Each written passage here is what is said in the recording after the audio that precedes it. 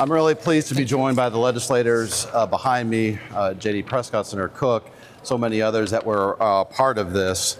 I simply want to say thank you. It's been 2 years getting to today. I also want to thank my staff, Aaron Tuttle, our legislative director, Blake Lanning, my assistant chief deputy.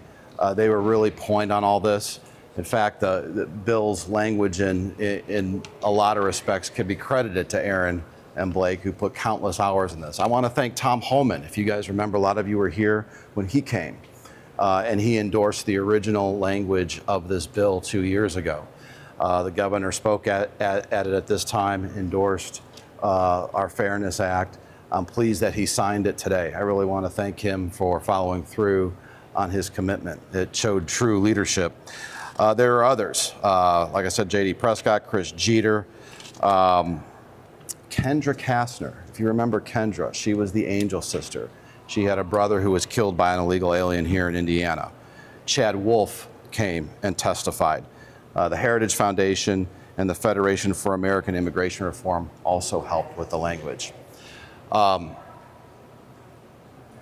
Quite simply, this bill, this law now, is a model for the nation.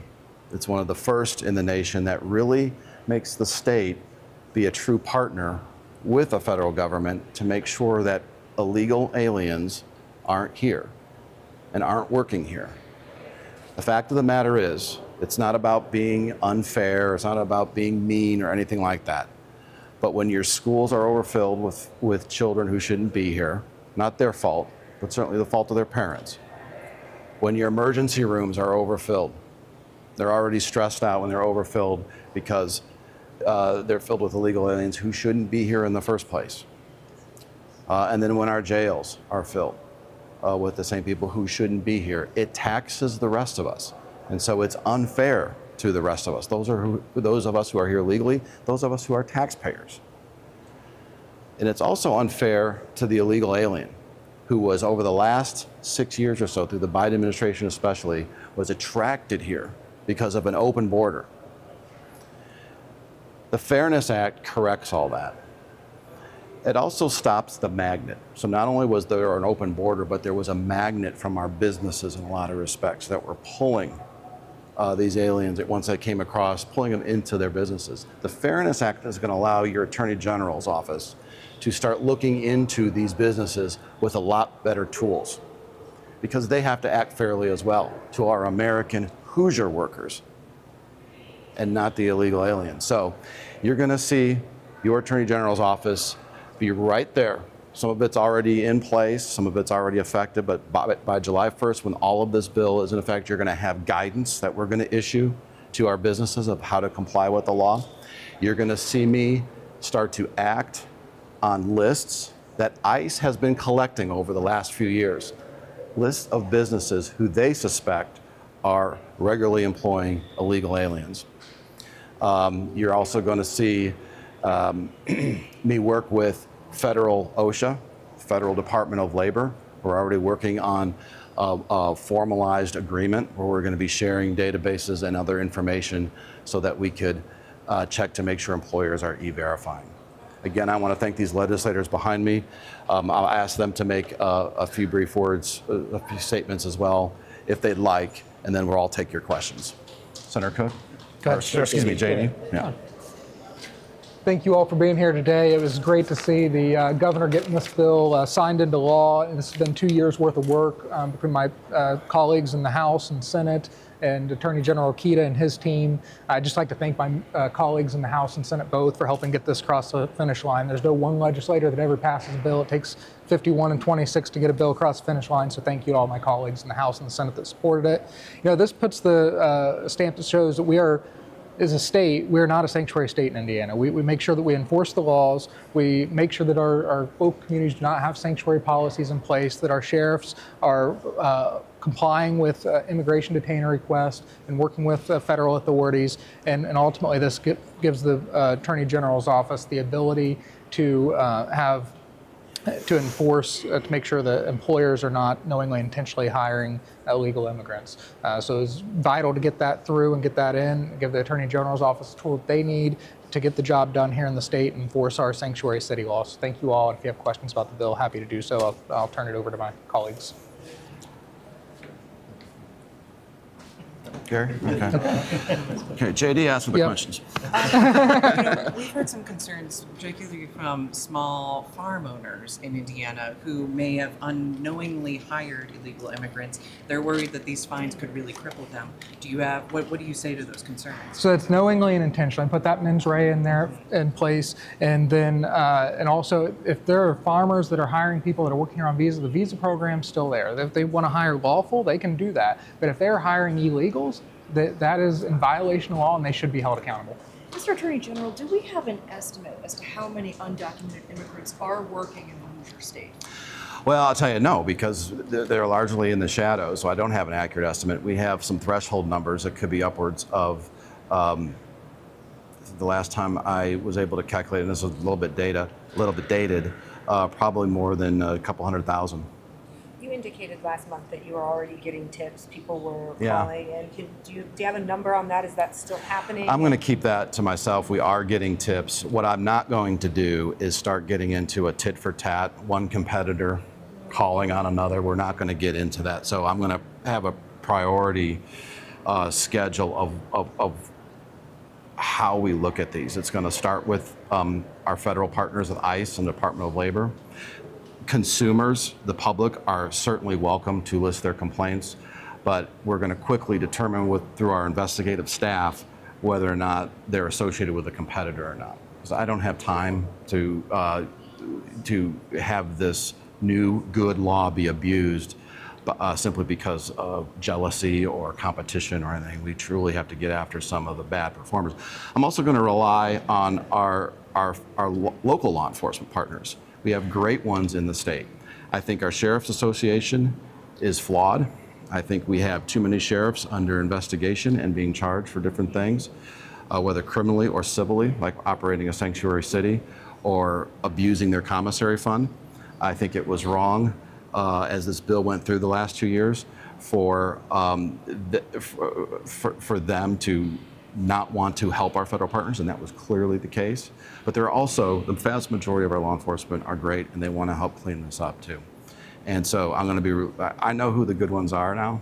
I know who the bad ones are now. I'm going to be relying on the partnership that I have with the good ones to clean up this state in this regard. Mr. Attorney General, Let me go to someone new first. Do you anticipate a lot? I didn't know it was going to be you. Sorry. Do you anticipate a whole series of indictments or something against some? Okay, so let's be clear about that. JD's law here, these senators and reps laws here, does not give me criminal authority. This is all civil, so it's all going to be fine. So no, there won't be indictments. Now that doesn't stop me if through my investigations, find criminal behavior that I won't work with our local county prosecutors to attempt to bring criminal charges. I wanted to ask a follow-up question over here. Yep. Around how many firms are on the federal list that you mentioned? Not telling. Yeah, there's Hundreds? I'm not saying, but they are. I mean, so if you think about it, ICE for the last several years has been on the ground, going into these businesses, working with county sheriffs, those kinds of things. They know better than any of us who the problem children are, so to speak. And so that's why I'm going to make them a priority. They're trusted partners. They're busy too. They don't have time for nonsense. So I'm going to rely on the information they've gathered.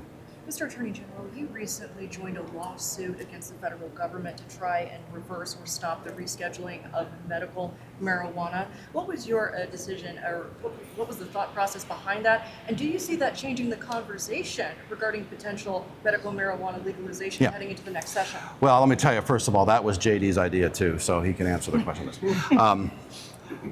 Listen,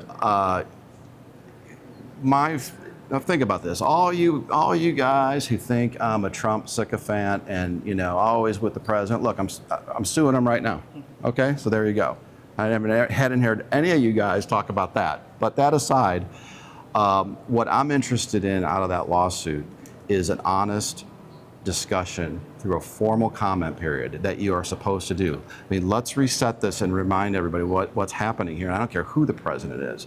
We have unelected people not even having a public comment period about scheduling this. That's a regulation change. You have got to have a public comment period, because what this produces, whether you agree with Todd Rokita, disagree with him, it allows all of the United States to comment on the good and bad of rescheduling. And when you're talking about something as important as this, that's the least that can happen. Frankly, the Congress should be weighing in on this because they're directly elected by the people. But at least have a public comment period. So that's what our lawsuit is about. Now, that does, certainly in effect, I am trying to slow this down, right? Because I am not convinced in the least bit that this is better for us, right? Just because we have one vice legalized or whatever, or two, doesn't mean we have to have 3, 4, or 5, number one. And number two, don't try to convince me that this is just about medical. That's a farce. Every state that has had medical marijuana has been a backdoor for recreational drug use or more.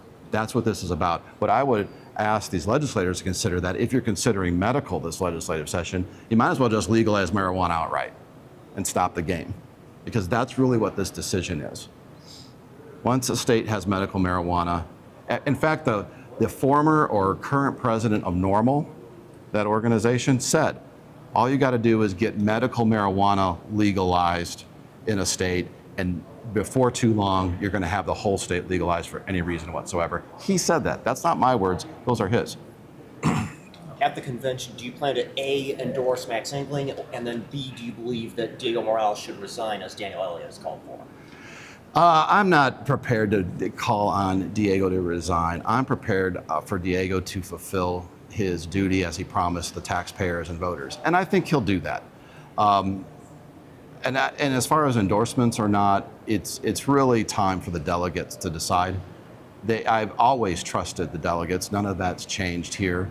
I've been to, 4 conventions. I may have more in my future, who knows? 4 successful conventions. Some call me the convention kid. I don't know, not me. But, I trust these people. They know how to vet candidates the best. Better than any general election voter, frankly, better than any primary voter. These delegates really peel the onion back. You should see the kind of questions I've gotten asked as a candidate at a convention. They knew me, I knew them. I sat in their living rooms, most of them, trying to earn their votes. These candidates are doing the same thing. So the convention process will produce the best candidate to beat Bo Bai this fall. What's the key Or question? whoever the Democrat is. What's the key question you think the Secretary of State candidate should be asked? What's the key question as a former Secretary of State?